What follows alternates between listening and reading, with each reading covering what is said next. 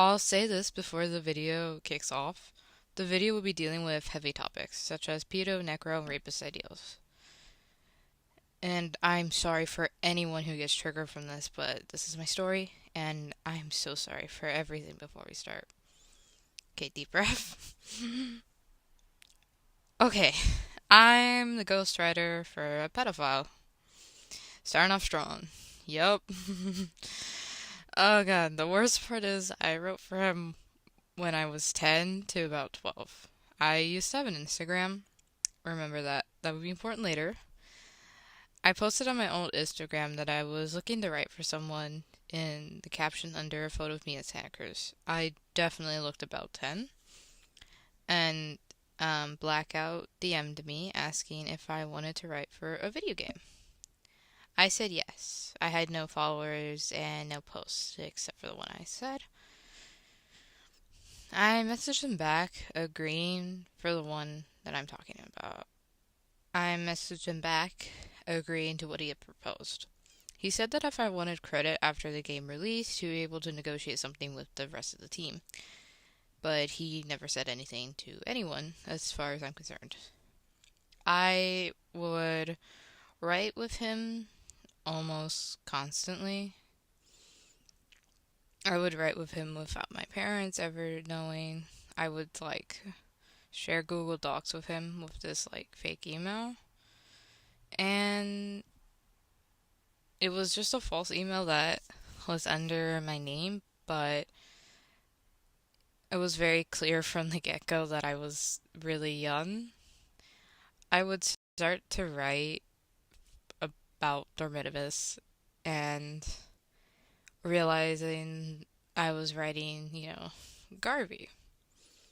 I will say this right now, dormitabis is not a game that I wish to have my name attached to, so I'm glad that I'm a ghostwriter, but I feel like I, at this point, owe the internet for what I've done, and what I've done is pretty bad, I'm gonna lie.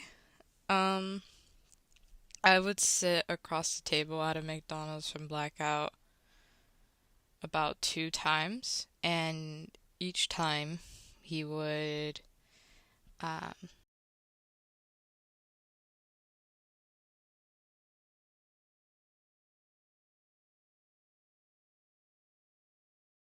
say anything.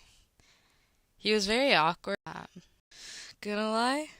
Um, I would sit across the table at a McDonald's from Blackout about 2 times, and each time he would um, stare at me all the time. There'd be times where I would be talking, I would stop, ask for his opinion, and then he would be very quiet for about 2 minutes before ever saying anything. He was very awkward and very creepy, but at the time I was also dealing with my own personal issues, and so I kind of didn't see a lot of the red flags that were waving in front of my face. It was kind of sad because I really liked the idea of Dorminivis happening after FNAF 3 and we not knowing what happened to some of these characters. I started to write Garvey as sort of a stalker type character, just someone who's really awkward, doesn't really understand social norms, and he ends up killing these kids. But what I had wrote about Garvey, I would send to Blackout, or Nietzsche, as he told me to call him, and he would send it back fully edited with all of his creepy, disturbing sentences that was much worse than what was put into the game. He would send it to me, not tell me, and not tell me why he would send it back to me fully edited like this, but he would go ahead with it, never once asking for my permission. There would be times when he would DM me really creepy questions, asking me, "Hey, do you want to come hang out with me? Um, you know, nobody's home at my house. Maybe it could just be the two of us. We could write together." And it was so disturbing because I trusted him a lot, and I never met up with him outside of those 2 times.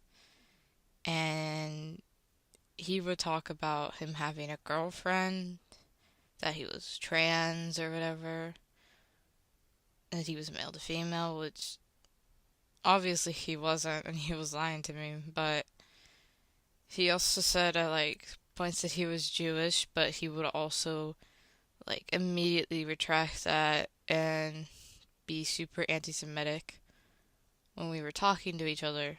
And over time, I just knew I hated that I was a part of this.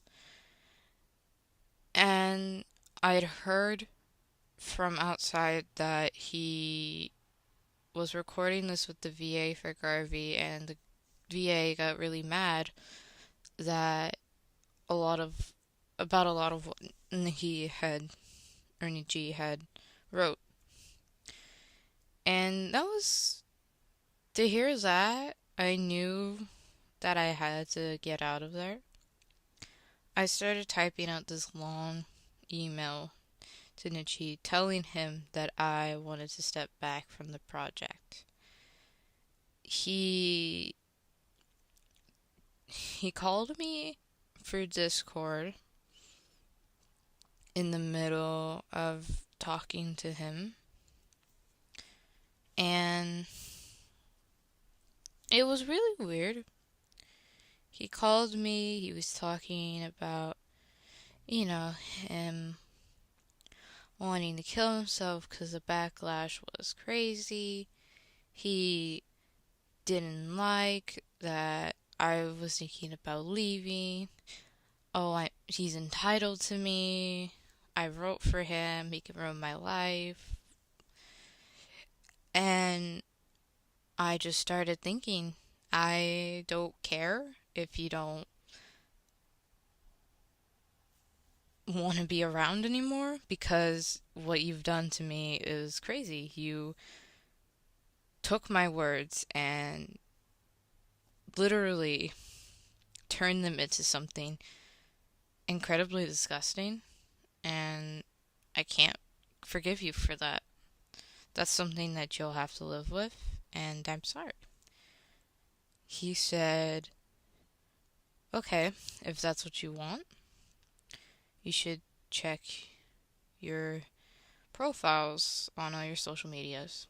And I go to check, and I can't log into them because he changed the passwords. I found out what he'd done, that he found out what my password was, and he locked me out not only of all of my accounts, but eventually deleted everything on them, and eventually the accounts on themselves within a month. So all of my stuff, including my DMs that I sent to him, were all gone, and I kind of lost everything. And then I look over at all my Google Docs, and they're all gone, which was about 2 years worth of scripts. It was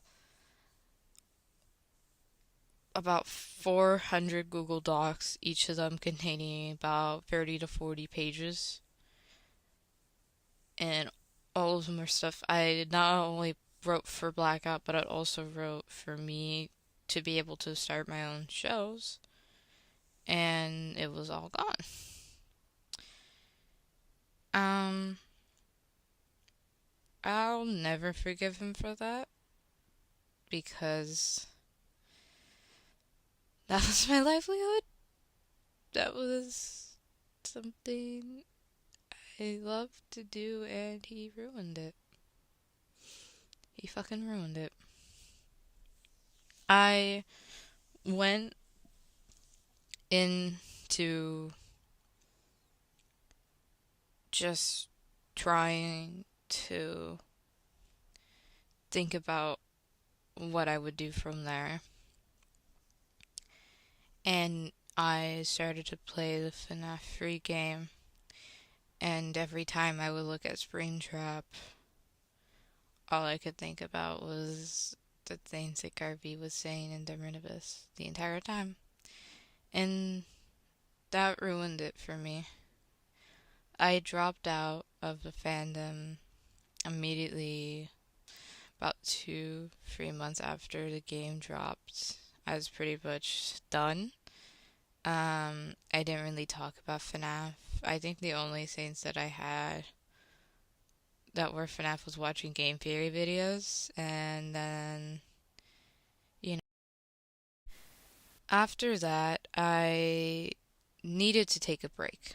It was obvious, and eventually I would go into a crisis ward for other issues that I had that don't really do with this, but I came out and heard that she was discovered for a lot of the things that he liked to think about, which was learning that and seeing the entire list was something I was not prepared to see. But it's really hard to see that. I would go back into the FNAF fandom with this unrelenting anger, I would say. And I said, you know what? Blackout ruined FNAF for a minute for me. But that gives me another appreciation that I'm able to do what I'm able to do now. Not only work on a animated TV show for FNAF, a little mini series, if you will, with the pedo, uh, called Echoes of Regret. That is awesome. I get to work on so many different shows, and even like another video game, which was a process of doing that. I won't be able to forgive Blackout for everything that he's done. That's an impossible task to ask of me, but I can say that he's definitely showed me don't trust everyone full-heartedly. Don't put all your eggs in one basket. I know not to fully trust people, but I know to give some of them the benefit of the doubt. Um, I take my time. I don't fully rush into things. But knowing what I know now and knowing that I've worked for a pedophile and a necrophile, um, oh God, it doesn't get better anytime I say it, but knowing that I've done that, I think I can move forward and forgive it. But the first part of my healing process was playing Dormitabus. Um, I played it, got to Garvey's night, and the first thing I said was, fuck you, Garvey. Um, I flipped him off and immediately died. So that was probably the funniest part of me playing that. The other parts of it was like, oh god, I wrote that. Oh shit. Well, not, I didn't really technically write it, but I wrote parts of it that got in there. Oh god. Um, for everyone that worked on this project, I'm really sorry that your name is now like permanently attached to this piece of shit. Um, I want to thank the people who remastered Dormitabus. That was a heavy task. You stopped doing it only to come back, and I appreciate that. And to everyone who was triggered by this, to everyone felt ashamed about this, I am so sorry about my involvement with this. I don't expect to be forgiven. I don't expect to be welcomed back with open arms or anything. But I do hope that I can just walk back into this fandom, walk back into doing what I love, and not immediately get kicked out because I did this.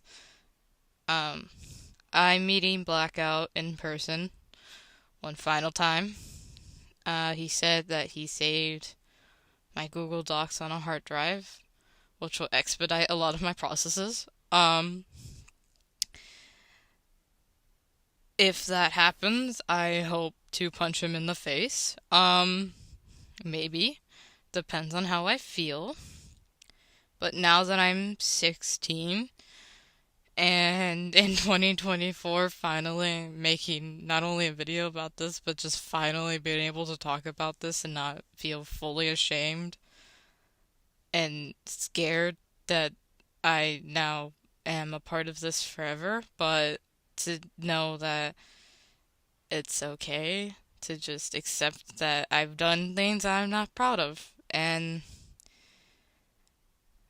Blackout, if you're watching this in some way, please know I hate you.